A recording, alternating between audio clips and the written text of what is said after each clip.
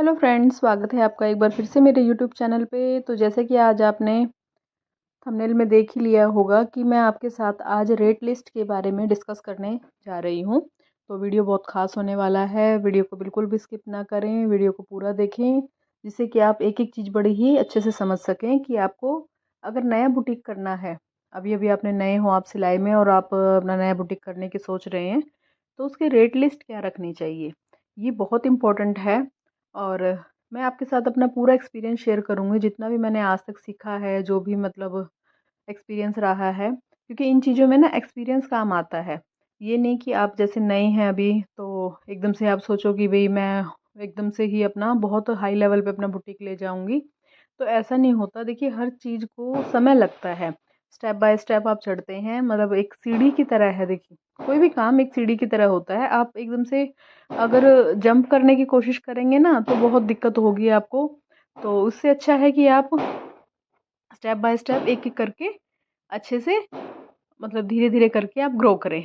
तो इन्हीं चीज़ों को ध्यान में रखते हुए मैं आपके साथ ये वीडियो शेयर कर रही हूँ। प्लीज़ वीडियो को स्किप ना करें, मैं दोबारा बोल रही हूँ। और अगर आप चैनल पे नए हैं तो चैनल को लाइक करें, सब्सक्राइब करें, शेयर करें और कमेंट करके मुझे ज़रूर बताना कि आपको वीडियो कैसा लगा है। और तो चलिए शुरू करते हैं वीडियो। तो देखिए, मैं आपको ये भी दिखाऊंगी मैं साथ साथ में काम क्या कर रही हूँ। एक ब्लाउज़ है, मतलब ब्लाउज़ की मैंने कटिंग करनी है। ये क्या नाम है इसका, मैं तो मुझे तो लगता है ऑर्गेन्जा साड़ी, मैं तो ऑर्गेन्जा बोलती हूँ इसको, लेकिन ये जिमी चू कुछ पता नहीं, जिमी चू पता नहीं, जिमी जू कुछ ऐसा ही नाम है कपड़े का। उस कपड़े की साड़ी है और उसका ब्लाउज़ बनाना है मैंने। तो सबसे पहले मैं लाइनिंग को ना मैंने वॉश कर लिया है और इसको मैं देखो प्रेस कर रही हूँ। और जो ये ब्लाउज़ है, ये मतलब ज़िप वाला ब्लाउज़ बनेगा, इसमें हुक नहीं लगाने, ज़िप में बनेगा ये ब्लाउज़, साइड ज़िप में। तो इसी की मैं तैयारी कर रही हूँ इसकी। और ये मतलब लाइनिंग ना बहुत, जिसका ब्लाउज़ बनाएंगे ना उनका साइज़ बहुत कम है। जैसे उनकी चेस्ट है उनकी 33 और कमर का साइज़ है 27। तो इसी के अकॉर्डिंग मैं ब्लाउज़ बना रही हूँ। तो ब्लाउज़ बनाते बनाते साथ साथ आपसे बातें भी करेंगे और आपको मतलब कुछ आइडियाज़ भी मैं आपके साथ शेयर करूँगी, जिसकी मदद जो आपके लिए बहुत हेल्पफुल होंगे।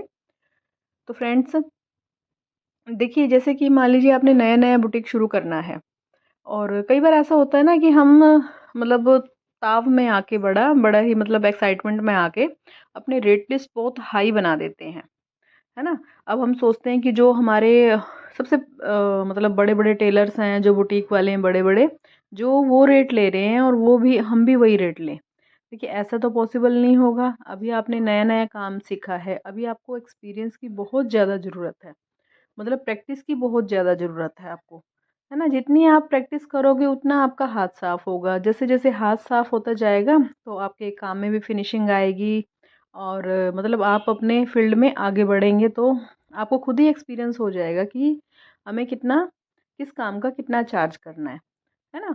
तो इस चीज़ को ध्यान में रखते हुए सबसे पहले ना आप अपने आसपास के जो एरिया है आप उसको ऑब्जर्व कीजिए। और ये तो देखो, आपको पता ही होगा कि आपने अभी तो खैर सिलाई नई नई सिलाई सीखी है, लेकिन उससे पहले भी आप कपड़े बनवाते होंगे, या फिर जहाँ पे भी जिस एरिया में भी आप बुटीक शुरू कर रहे हैं, अगर घर से कर रहे हैं तो देखो आपको रेट के बारे में बिल्कुल डेफिनेटली पता होगा कि आप वहाँ पे 300 पे कर रहे हैं, 400 पे कर रहे हैं। ये चीज़ तो देखो आपको पता होगी अपने एरिया के बारे में। अगर आप किसी और दूसरे नई जगह पे जाके बुटीक ओपन कर रहे हैं, आप बाहर बुटीक मतलब चलाने की सोच रहे हैं, तो उस चीज़ के लिए सबसे पहले आप ना वहाँ पे जाके वहाँ का रेट देखो कि क्या रेट चल रहा है वहाँ पे, है ना। और रेट देखिए, उनसे जब भी आप बुटीक शुरू करेंगे तो उनसे थोड़ा सा रेट कम रखें अगर आपका नया बुटीक है। ये चीज़ मैं बिगिनर्स के लिए भी बोल रही हूँ और जो ट्रेंड है ना ये उनके लिए भी बोल रही हूँ, जिसने अपना नया मतलब बुटीक कहीं बाहर शुरू करना है उनके लिए। क्योंकि देखो, उनके तो कस्टमर बंधे बंधाए कस्टमर हैं, है ना। वो आपको काम क्यों देंगे? क्योंकि लेडीज़ का देखो थोड़ा सा, मतलब इसमें देखो मैं भी एक लेडी हूँ, मैं खुद को भी मतलब इस चीज़ में रखती हूँ इसी चीज़ को, कि हर लेडीज़ को ना थोड़ा सा मतलब यूँ होता ही है कि जहाँ पे हमें थोड़ा सा रेट कम मिलता है ना, तो हम उस चीज़ की तरफ अट्रैक्ट होते हैं। नहीं भाई, यहाँ पे अगर 300 है, अगर कोई हमसे 250 रुपये लेगा तो हम थोड़ा सा ज़्यादा उस चीज़ की तरफ अट्रैक्ट होते हैं। तो वैसे ये गलत भी है, क्योंकि देखो, अगर कोई कम ले रहा है, कोई अगर ज़्यादा ले रहा है तो वो वैसा भी आपको काम भी तो करके देगा ना उसी हिसाब से। और आपका तो इस चीज़ को थोड़ा-सा ध्यान में रखते हुए कि भई वहाँ का जो रेट चल रहा है, अगर आप नया-नया बुटीक शुरू कर रहे हैं तो वहाँ से थोड़ा रेट कम रखिए वहाँ से। और अगर अब आपने बिल्कुल आप नए हैं सिलाई में, मतलब अभी-अभी आपने सिलाई शुरू की है, आपको कोई एक्सपीरियंस नहीं है, तो मैं तो जो मेरे पास स्टूडेंट आते हैं ना, मैं तो उनको यही बोलती हूँ, भई तुम 100 रुपए से शुरू करो, है ना? क्योंकि अभी हाथ में इतनी सफाई नहीं होती। जब तक आपके हाथ में सफाई नहीं आएगी तो कस्टमर आपको काम क्यों देगा, है ना? उनको देखो हर किसी को चाहिए होता है कि भी काम सस्ता भी हो, मतलब पैसे भी उनको कम पे करने पड़े और काम अच्छा भी हो। ये दोनों ही चीज़ें हर किसी को चाहिए। तो इस चीज़ को ध्यान में रखते हुए ना आप अपनी रेट लिस्ट तय कर सकते हैं। अब जैसे और सबसे बड़ी बात होती है एरिया की। एरिया देखिए आप कैसे एरिया में आप अपना काम शुरू कर रहे हैं, ये सबसे ज़्यादा मैटर करता है। अगर देखिए आप ऐसे एरिया में काम कर रहे हैं जहाँ पे मान लीजिए एक बहुत छोटा-सा गाँव है कोई, छोटा-सा गाँव है, तो आप ये सोचो कि वहाँ पे आपको 400-500 रुपए कौन देगा, है ना? इस चीज़ को आपने ख़ास ध्यान में रखना है कि आपका एरिया क्या है। अब जैसे मैं देखिए हरियाणा से हूँ मैं और एक हमारा एक शहर है करनाल, तो यहाँ पे आपको मतलब हर तरह के रेट मिलेंगे यहाँ पे। जैसे हमारा जो मतलब एक मोहल्ला है, मोहल्ले में तो थोड़ा रेट कम होता है। और जैसे जैसे आप मार्केट एरिया में जाएंगे, आप सेक्टर एरिया में जाएंगे तो वहाँ पे रेट हाई है।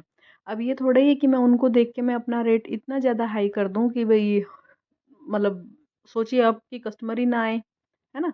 अभी फ़िलहाल मैं सिंपल सूट देखो मैं 300 रुपए चार्ज करती हूँ सिंपल सूट के, है ना? लाइनिंग वाले के 400 भी हो जाते हैं और 450 भी हो जाते हैं। तो मतलब बताते तो हम 450 ही हैं, खाली अगर टॉप लाइनिंग है तो 450 बताते हैं। लेकिन कई बार ऐसा होता है ना कि कस्टमर बार्गेनिंग बहुत ज़्यादा करते हैं, तो उस चीज़ के साथ थोड़ा-सा कम करना पड़ता है देखो, है ना? जैसे-जैसे काम होता है और कई बार काम ज़्यादा होता है तो मान लीजिए किसी का डिज़ाइन बनाना है, तो डिज़ाइन को ध्यान में रखते हुए तो उसी के अनुसार उसको हम मतलब चार्ज करते हैं रेट, है ना? और काम तो देखिए काम आपका ऐसा होना चाहिए कि आप ना बोलें, आपका काम बोले। इस तरह से आप अपना काम कीजिए, मतलब काम में फिनिशिंग इतनी अच्छी होनी चाहिए, शार्पनेस इतनी अच्छी होनी चाहिए हमारे काम में, तो जिससे कि हमें किसी को अपने बारे में बताना ना पड़े कि बल्कि सामने वाला जो भी है कस्टमर है, जो भी लेडी है, आपको पूछते हुए खुद आए आपके पास। काम आपका ऐसा होना चाहिए। इसी चीज़ को ध्यान में रखते हुए आप अपना मतलब काम शुरू कर सकते हैं। तो देखिए मैंने ब्लाउज़ का अस्तर कट कर लिया है ये, और जैसे कि मैंने आपको बताया था कि इसके साइड ज़िप लगाऊँगी मैं, तो बीच में से तो देखो बंद किया है ना, बंद रखा है और ये निशान मैं दूसरी साइड ट्रांसफ़र कर रही हूँ। इस तरह से हम पलट के ना दूसरी साइड निशान ले लेते हैं इसके। कोई भी हो, चाहे सूट हो, चाहे ब्लाउज़ हो, किसी भी चीज़ के आप इस तरह से निशान ट्रांसफ़र कर सकते हैं। वैसे तो ये लाइनिंग है, लाइनिंग में तो वैसे ही थोड़ा-सा ना मतलब दूसरे पार्ट पे निशान अपने आप से आ जाता है। और ये मैंने फ्रंट के आर्म होल की भी कटिंग कर दी है इस तरह से। कटिंग से रिलेटेड ना मेरे चैनल पे काफ़ी सारी वीडियोस मिल जाएंगे आपकी। मेरा एक और दूसरा चैनल है स्टिच विद क्लासिक बुटीक के नाम से, तो उस पे भी मेरी काफ़ी सारी वीडियोस हैं। अगर आपको किसी भी चीज़ के बारे में वीडियो देखनी है तो आप प्लीज़ उस चैनल पे विज़िट करें, और आपको बहुत अच्छी-अच्छी वीडियोस, बहुत डिटेल में वीडियोस आपको मिल जाएंगी। तो ये देखिए ये है इसका ब्लाउज़ का मेन फैब्रिक। पता नहीं इसका, मैं तो जिमी चू पता नहीं जिमी जू, मैं तो इसी नाम में कंफ्यूज होती हूँ मैं इसके।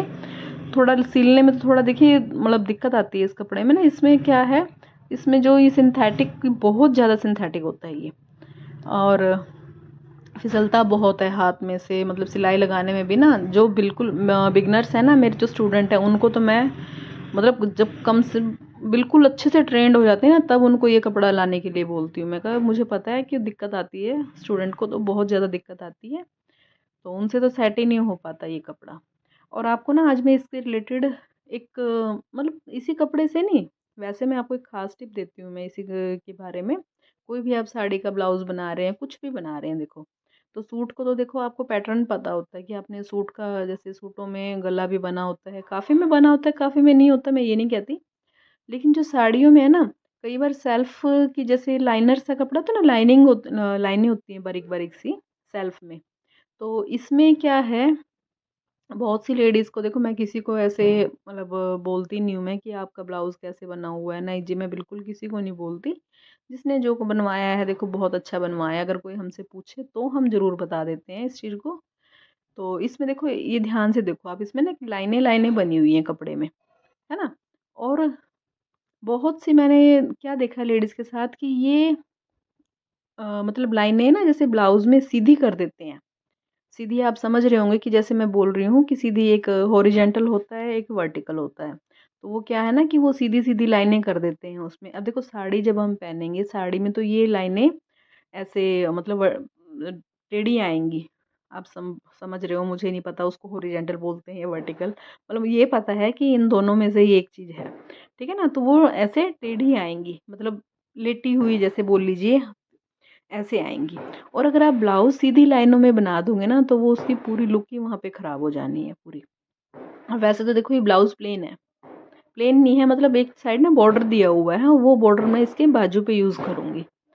तो इस चीज़ को ध्यान में रखते हुए हमने ब्लाउज़ की कटिंग करनी होती है।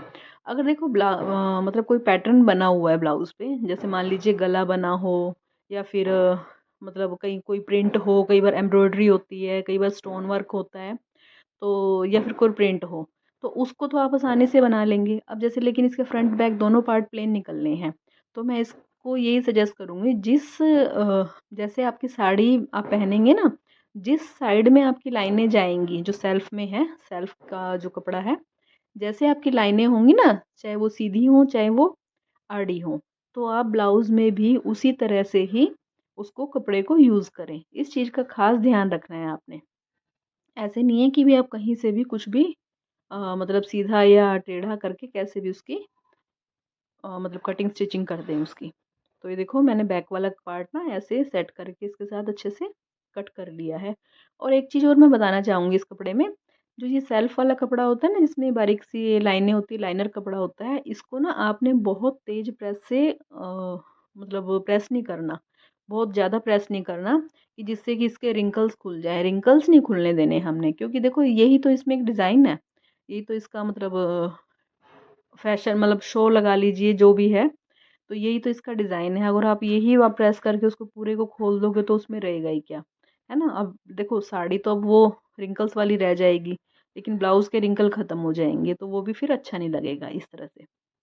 अब मैं एक पार्ट कट हो गया, अब दूसरा पार्ट भी कट कर लूँगी मैं इसका, इसको भी हल्की-हल्की प्रेस करेंगे। बस इसमें क्या करना है, कि जो इसके ये रिंकल आए हुए हैं ना, ये जो क्रीज़ बनी हुई है, बस ये खोल लेनी है, इतना ही प्रेस करना है इसको, बहुत ज़्यादा प्रेस नहीं करना।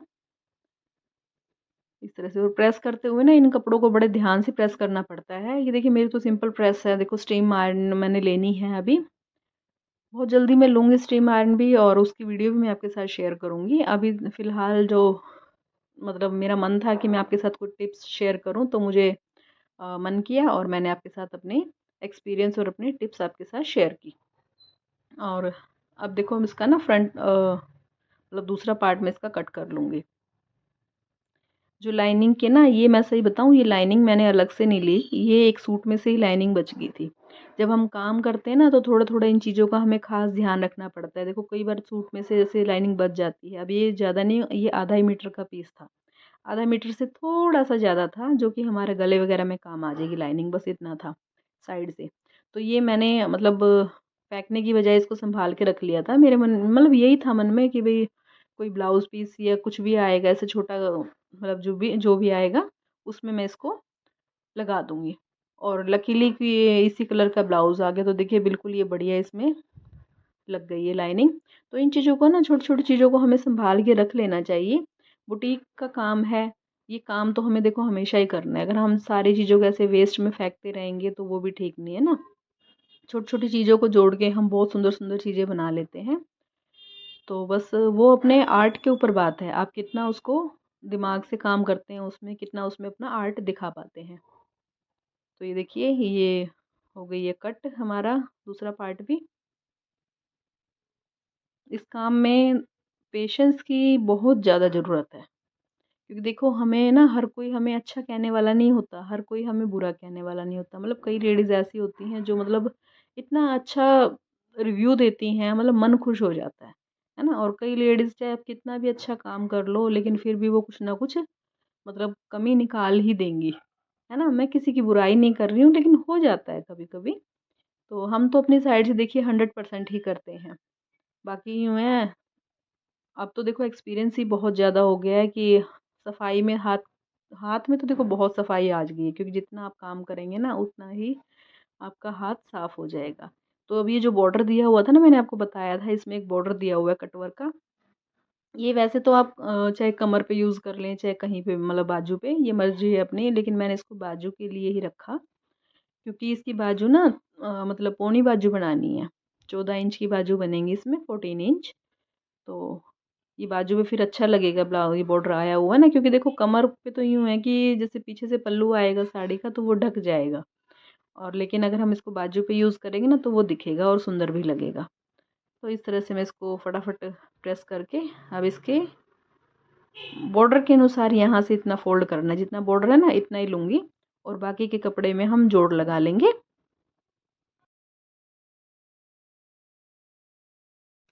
तो देखिए फटाफट से बाजू की इस तरह से कटिंग कर दी मैंने, जितना मुझे लंबाई चाहिए थी बाजू को उतना ले लेना है। इसको भी बीच से खोल लूँगी यहाँ पे, और जितना मुझे जोड़ चाहिए इसमें वो जोड़ लगा के इसकी कटिंग कर देंगे। ब्लाउज़ को ना मतलब मैं आपको दिखाऊंगी फिनिशिंग से, मैंने कितनी फिनिशिंग से, आप खुद आप डिसाइड करेंगी कि भाई हम कितनी फिनिशिंग से मैंने ब्लाउज़ बनाया है। और ब्लाउज़ देख के आप खुद आप मुझे कमेंट कीजिए कि इसके चार्ज मतलब कितना होना चाहिए, इसका क्या रेट मुझे लेना चाहिए। आप खुद आप मुझे कमेंट करके बताएंगे, मैं इस वीडियो में नहीं बताऊंगी आपको, मैं नेक्स्ट वीडियो में बताऊंगी कि मैं आपको मैं ब्लाउज़ के इसके मैंने क्या रेट लिया मैंने। तो अगर आपको वीडियो अच्छा लगेगा तो आप कमेंट मुझे ज़रूर करेंगे, ये मेरी मुझे पक्का विश्वास है।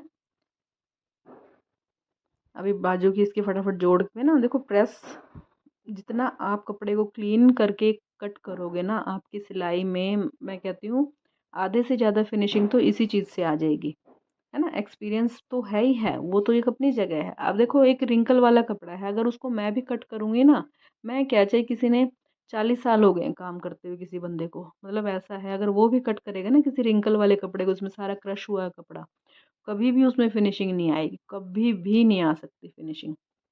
तो इस चीज़ का खास ध्यान रखें, कपड़ा जो भी हो पहले प्रेस करके ही उसकी कटिंग करें, ये खास है। ठीक, मैं अपने स्टूडेंट्स को भी बार बार मैं स्पेशली ये चीज़ें बोलती हूँ कि कपड़ा तुम हमेशा प्रेस करके कट करो। बस प्रेस करते हुए ध्यान रखो, क्योंकि कपड़े को, जो कपड़े का टेक्सचर होता है ना, उसको देख के हमें प्रेस करना पड़ता है।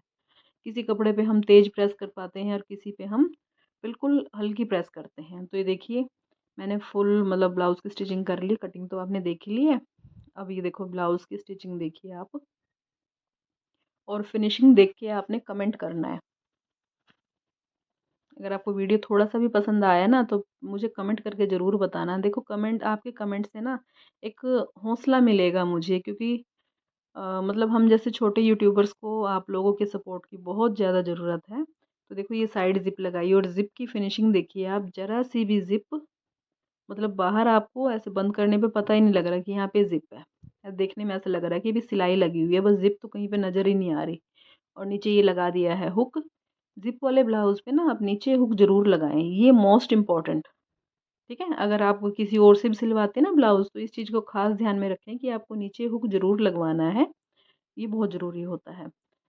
ये देखो ऐसे खींच रही हूँ ना कपड़े को, तब पता लग रही है कि यहाँ पे ज़िप है। और फिनिशिंग देखिए आप, फ्रंट का ये गला मैंने पान शेप बनाया है, और बैक का गला पूरा राउंड शेप है, यू शेप में। ये देखो, है ना?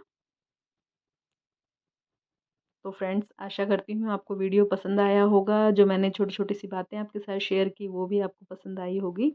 अगर वीडियो आपके लिए थोड़ा-सा भी यूज़फुल है ना, तो प्लीज़ चैनल को लाइक करें, ज़्यादा से ज़्यादा सब्सक्राइब करें, और बेल आइकन ज़रूर प्रेस करें। मेरी कोशिश यही होगी कि मैं अपना एक्सपीरियंस, अपनी जो कटिंग स्टिचिंग है वो आपके साथ शेयर करूँ। तो उम्मीद करती हूँ कि आप लोग कमेंट ज़रूर करेंगे, और हाँ, ब्लाउज़ की स्टिचिंग का मुझे ज़रूर रेट बताना कि इस ब्लाउज़ के मुझे क्या रेट लेना चाहिए, और फिर मैं आपको बताऊँगी कि मैंने इसके क्या रेट लिया है इसका, है ना? तो मिलते हैं एक और नई वीडियो में। धन्यवाद।